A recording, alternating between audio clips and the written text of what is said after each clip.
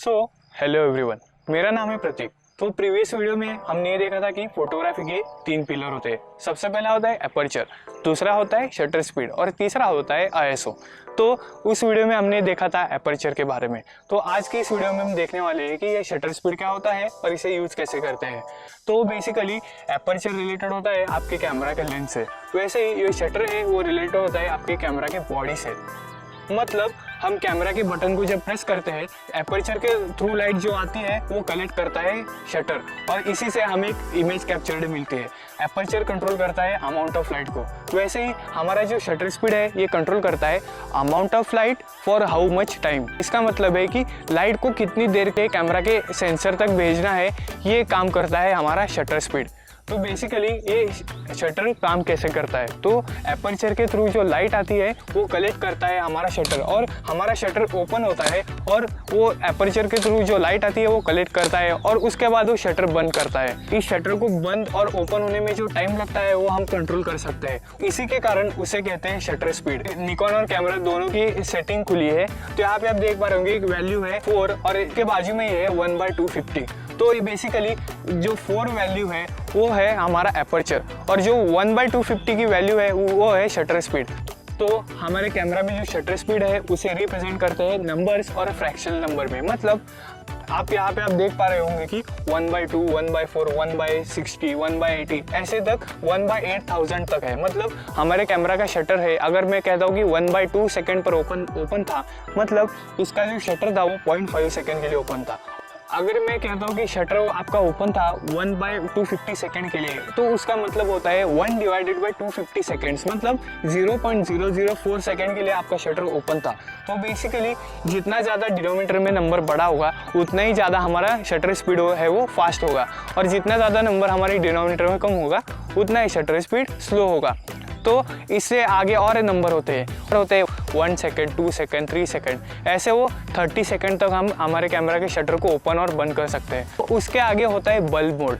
Bulb mode जब हम on करते हैं तो बेसिकली होता है कि जितनी देर के लिए शटर को ओपन रखते हैं उतनी देर के लिए शटर ओपन रहता है। तो इसके लिए कई लोग रिमोट का यूज़ करते हैं। तो यहाँ पे आप स्लो मोशन देख पा रहे होंगे कि 2 शटर है, एक शटर है 1 सेकेंड के लिए और दूसरा शटर है 1/10 सेकेंड के लिए। तो आप देख पा रहे होंगे कि 1 सेकेंड शटर के लिए वो उसकी मूवमेंट है वो बहुत स्लो होती है और 1/10 सेकेंड के लिए उसकी मूवमेंट है वो फास्ट होती है। तो सपोज आपको अगर किसी फास्ट मूविंग ऑब्जेक्ट की फ़ोटो निकालनी है तो उसके लिए आपको शटर को रखना होगा हायर। मतलब आप उस शटर को रख सकते हैं 1/250, 1/500। इस वैल्यू को जब हम यूज़ करते हैं तो हमें ब्लरी इमेज नहीं मिलती है। अगर आप सपोज किसी फास्ट मूविंग ऑब्जेक्ट की फ़ोटो निकाल रहे हो और फिर आप अपने शटर को स्लो रखते हो तो आपको हो सकता है कि आपके इमेज में मोशन ब्लर देखने को मिलेगा। और वैसे ही आप जब किसी ऑब्जेक्ट की स्टिल ऑब्जेक्ट की फ़ोटो निकालते हो तो तभी ऐसा होता है कि आपका जो ऑब्जेक्ट है वो ब्लर आता है। तो बेसिकली ऑब्जेक्ट तो हिल नहीं रहा होता फिर भी आपका इमेज ब्लर आता है। तो होता है हमारे कैमरा के शेक से। और वो कैमरा शेक क्यों होता है, क्योंकि हमारे जो शटर का स्पीड था वो हमने गलत रखा था। तो बेसिकली अगर आपको किसी स्टिल ऑब्जेक्ट या फिर पोर्ट्रेट निकालना है जो जहाँ पे ज़्यादा मूव नहीं हो रहा है तो आप उसे रख सकते हैं 1/100 से लेकर 1/50 तक। तो जहाँ पे हमें मोशन ब्लर नहीं मिलेगा और हमारी इमेज होगी वो अच्छी आएगी। और वैसे ही अगर हमें जब फास्ट मूविंग ऑब्जेक्ट निकालना होगा तो हमें शटर स्पीड को रखना होगा 1/250 या फिर 1/500। और ये डिपेंड करता है कि हमारा जो सब्जेक्ट है वो उसकी स्पीड कितनी फास्ट है कितनी स्लो है। और जो दूसरा हमने देखा था कि स्लो शटर स्पीड होते हैं जो रिप्रेजेंट होते हैं 1 सेकेंड, 2 सेकेंड, 3 सेकेंड, मतलब वो एक्चुअली 2-3 सेकेंड के लिए शटर हमारा ओपन होता है।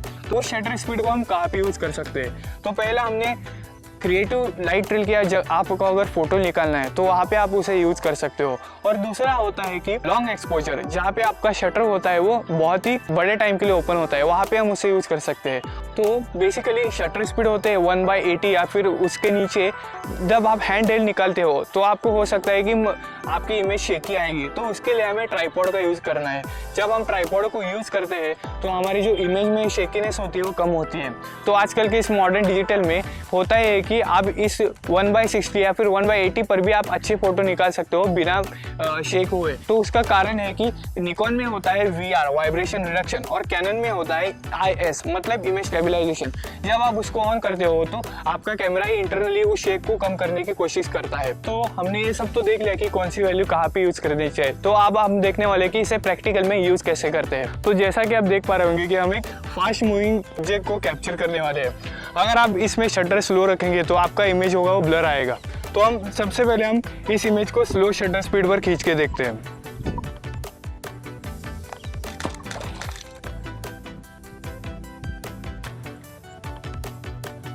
हम इसी ऑब्जेक्ट को अब फास्टर शटर स्पीड पर कैप्चर करेंगे।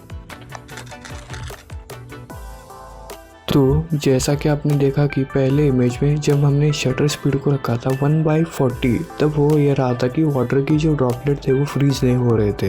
तो जब हमने वहीं पे शटर स्पीड रखा था 1/1000, कुछ हद तक जो वाटर के ड्रॉपलेट थे वो हमने फ्रीज कर दिए थे। तो ऐसे ही हम फास्टर शटर स्पीड को यूज़ कर सकते हैं।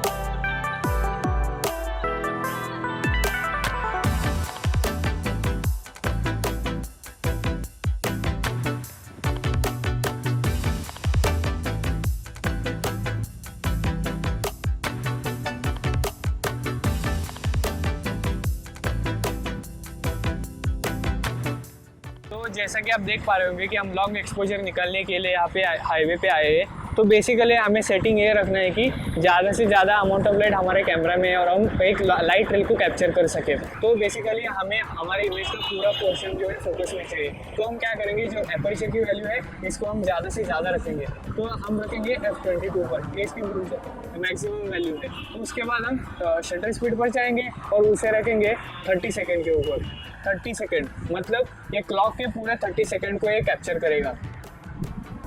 तो अब लॉन्ग एक्सपोजर निकालने के लिए ये बेसिकली सेटिंग करनी होती है। मैं इसके ऊपर आगे डिटेल वीडियो निकालने वाला हूँ, पर अभी आपको समझने के लिए ये फोटो में निकाल रहा हूँ।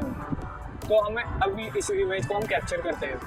तो बेसिकली होगा ये कि कैमरा पूरे 30 सेकेंड इस लाइट को कैप्चर करेगा और हमें एक लाइट ट्रेल देगा। तो अब 30 सेकेंड के बाद इस इमेज को देखिए। तो अब आप इस रिजल्ट को देखिए।